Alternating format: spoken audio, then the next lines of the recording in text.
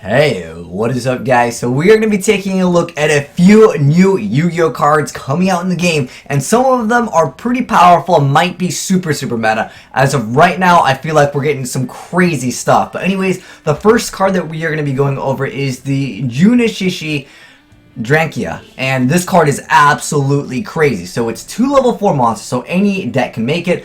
It says you can also XYZ summon this card by using one Junishishi monster you control with a different name as the material. Once per turn, exceed materials attached to that monster become attached to this card. The first effect is this card gains attack and defense equal to the attack and defense of each of the Junishishi monster attached to it as material. So it's a new archetype, but the second effect is where it really becomes like, oh my gosh, this card is amazing. Once per turn during either player's turn, you can attach material from this card, then target one face-up card on the field and destroy it. Absolutely outclasses Diamond Direwolf. This is an effect that you can use during your opponent's turn and your turn, and it can be activated multiple times. Usually Diamond Direwolf is destroy itself, destroy a card. Outclasses it like super hard. I know it might not have any stats, but even if guys it's a 0/0, this can not only break an opponent's board, but then when your opponent goes for a play, you can disrupt him because it's during either player's turn. I feel like this is the best rank 4 that we've gotten in a long time. Probably it's a new staple in most decks. This is, again, one of like the best ones that we get, especially when you look at a lot of times what the ABC deck does in the OCG. A lot of times it's first turn like Tsukiyomi, and then like maybe they can follow up with a CDI. If you follow up a CDI plus this card, or a ABC Dragon plus this card, most decks are just going to lose even harder because that deck can still spit out rank 4s really fast. This card, really good. Next up, we have the Cyber 2/2 Bond. Is that Cyber? I don't know if you guys know about the old school, like the Cyber Blader stuff, but I don't know if it's support for it. But anyways, you can special summon this card from your hand by triggering a Warrior type or a Fairy type monster in your hand or that you control. If this card is distributed for ritual summon, you get to target one ritual spell in your graveyard and add it to your hand. So it's got pretty decent use. I know we talked before about how rituals, the Cyber Angels, were going to get extra warriors. So this is just one of many perhaps coming out. Next up, we have Purusha Shaddoll Ion. So new support for Shaddolls confirmed. One of the coolest decks in the game. But anyways, we got a normal trap card that says target one Shaddoll monster you control, send one Shaddoll card from your hand to the graveyard, and if you do, that monster gains 1,000 attack and defense, but change it to face down defense position during the end phase. So that's actually really good. And then it says, note this card's name refers to Purusha, the unchangeable spiritual nature of the universe constant of reality that isn't mutable. I don't know if this means that this is going to be like another card that we're getting. It's going to be like something else related to Shaddolls, but nonetheless, really excited to see us getting more Shaddoll support. And I don't think that this is going to make Shaddolls good by any means, like where they become like tier 1. But I think it's a good card. It's a decent card. But I think what it really is going to be for us is that's a hint that we're going to get more some Shaddolls, or maybe Shaddolls might come off of the ban list. Just come on, can we get one construct, Konami? Just one. But anyways, we got some more cards to check out. So we have the sneak peek card, and it's Space Dragster. So it's a continuous trap card that says special summon this card as an effect monster. It's a machine type tuner, 0 attack, 1800 defense. This card is also still a trap card. If summoned this way, other tuner you control cannot be destroyed by battle or by your opponent's card effects while this card is in the monster zone. So that's not bad. The only problem is that if you're going to use it as material, then when you go for the synchro, I think it really should have said for the rest of the turn, synchro summon monsters are immune to back row or something like that, so it's a little bit better, because at the moment, if you still invest all your stuff into that one synchro and it gets warning, bottomless, you're still out. I mean, yes, I guess you can get your other tuners and they can't be destroyed by card effects, but does it really matter? Like, you're going to make, if it's a tuner, you're going to make something. I just think the card is lackluster, but you guys can let me know how you feel about that. Because it does say other tuner monsters you control, so I don't think that counts itself. If it counted itself, hey, that'd be okay. But, I mean, like, how effective is a Marshmallow here in 2016? Let's be realistic here. But next up, we have a new card called Ancient Gear Chaos Giant. It's the new towers, man. Konami keep on like banning some stuff that re-release the new cards, right? Same effect. Well, it's not as good as towers, but it's got more attack. Anyways, so it's Antique Gear Chaos Giant, or the TCG name will be Ancient Gear Chaos Giant. Anyways, 4,500 attack, level 10, 3,000 defense. The fusion materials are 4 Ancient Gear monsters. It cannot be special summoned except by fusion summon. While this card is in a monster zone, it's unaffected by spells and traps, and your opponent cannot activate monster effects during the battle phase. So that means the main out to most of the like towers kind of cards was Utopia, but your opponent cannot activate monster effects during the battle phase. No, honest, this is looking to be like the towers, but technically they can still Castell this card. Anyways, this card can attack all monsters your opponent controls once each, and affects defense position. You get piercing damage. So basically, the opponent has a huge board, you're gonna OTK them. But I mean, at the end of the day, I mean, at first I was like, wow, dude, the out to like the original out to towers and a lot of these other things was again honest, and also things that like Utopia, like things that would increase our attacks by crazy amounts, right? But the thing is that you can't activate monster effects, but it still loses to Castell. Like it's kind of sad, but at the same time, like it's balanced in that aspect, a little bit more balanced. But some decks will have a lot of trouble dealing with this card. Boojins, you're gonna have a fun time against. Oh, no one played Boojins, right? And 2016, let me know. Comment down below if anyone still out there is playing Boojins. But next up, we have the a new card. This is all coming out from Raging Tempest, by the way. This card as well.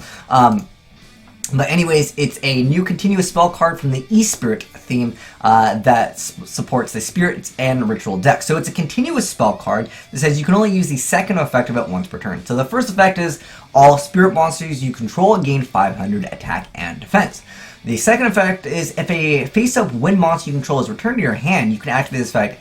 Add from your deck to your hand either one Spirit monster or one Ritual spell. That's an insane effect. Just be able to add any Ritual spell card or the monster. That's like a next level Manju, Senju, 10,000 hands. That's pretty good stuff. Like that's a decent effect. That like definitely is a good card, especially since it's going to be continuous. If it was like a once thing, like the small boost would be nice, but the extra boost is relatively mediocre, but being able to add, whatever you want, it's really good. Really, really good.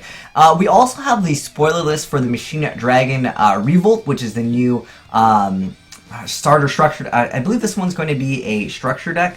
But anyways, the most important thing is, like, what are the good cards in here? I'll link it down below if you guys want to read every single, like, detail on it. But we got other more cards to check out. But anyways, as far as, like, good cards, like, there are going to be some decent cards in here. Now, the funny thing, they even mentioned in here, there's only one gadget in this entire structure deck, which is kind of funny because it's supposed to, like, the original, like, the Gajiltron Dragon was all about tributing, like, the gadgets, and then you get effects. But the new one, it just has Ancient Gear gadget. That's the only gadget you're going to get out of here. But of course, if you want to play this deck, I actually have a video of most of the new stuff in action. So I'll link it down below if you guys want to watch it and you guys want to watch the deck see some play. But anyways, like, the deck is looking pretty decent. Like, a lot of you guys like the deck also. So it'll seem to be like a relatively budget-friendly deck. The important cards that we're getting here are Maxi. For any of you that like don't want to play the deck and you want to pick these up, like what are the money cards in here? Maxi's in here, Pot of Avarice, which is actually banned in the TCG. So in the TCG, a lot of times, guys, they will replace cards that are banned or something like that. And like I believe, didn't we in the hero structure deck we got something else? We didn't get Stratos. I think we got like some vanilla or something like that. But Pot of Avarice is a really powerful card, so it might not come off the ban list. If it doesn't come off the ban list, we'll probably get a different card. I don't know what we'll get. Maybe we'll get like, does this one have Foolish? Some people were actually playing Foolish in their Ancient Gear decks, because it's not too bad of a card. But you also get Pseudo Space. Not that Chicken Game is legal here in the TCG. But overall, there is also Fiendish Chain. Not a bad card, but I think people kind of moved off to Fiendish Chain. Like, why Fiendish Chain the monster when you could Solemn Strike it, right? But other than that, I mean, Heart and Armed Dragon was an expensive card, but that card already had its reprint. Gyria Augur is kind of a cool card, but there's not a very expensive card in this deck. I mean, a couple of the cards might be worth a couple bucks, but overall, it's pretty much maxi. If you guys felt like I missed out on any of these cards being like really, really good that I didn't cover, hey, let me know in the comment section below. And obviously, if it's the first print of them, it doesn't count. I'm talking about like reprints that are good for other decks. But we also have other new cards to check out. So this is they actually showed it off on like the VJumps channel. Not that you really need to see this card. And, I guess I'll probably make a video of it in action, but it's pretty crazy. It's like kind of game breaking. But anyways.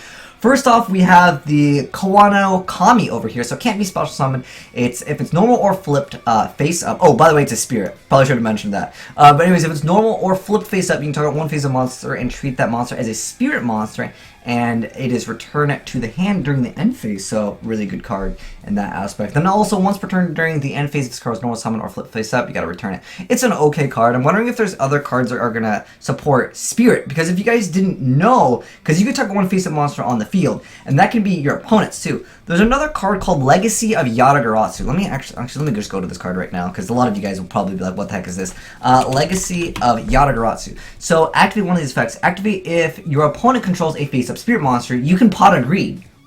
That's draw 2 cards. If you make their card a spirit card. Now, there was an old play where you would creature swap a spirit and then you'd return it, return back to your hand, and then you'd also get the draw 2. But this makes it much easier. Now, there's also this other card coming out. Its effects are unknown. If anyone can actually transcribe that blurry mess, please tell us. The image is way too low. I'm not even gonna like none of you guys, even with a magnifying glass, will be able to blow that up. Let's be honest here. But anyways, there's another card that I think is absolutely crazy. It's called, I almost wanted to dedicate one video specifically for this card, but it's Deck Destruction Virus of Shadows. Yes, it's Virus Trap card. It's pretty OP, man. Tribute 1 dark monster with 2,000 more defense. Check your opponent's hand and all monsters they control and all cards they draw until the end of the 3rd turn after this card's activation, and destroy all its monsters with 15 or more or less defense. There's a lot of cards like that. It says, no, if you want a TCG version of this card, saying, let's go for the moment with Shadow Spread Virus. That's a really crazy card. And just, I don't know. I feel like it has potential to absolutely just destroy someone. Like, Deck Devastation Virus against Mermails, like, that deck is done, like, if you activate that. And obviously, if it comes out, it'll be at 3. It looks like it's a common in Japanese, and most likely TCG Secret Rare confirmed. But anyways, let me know, guys, do you think it's broken? A lot of people are saying this card is so broken. Rip Yu-Gi-Oh! Balance again.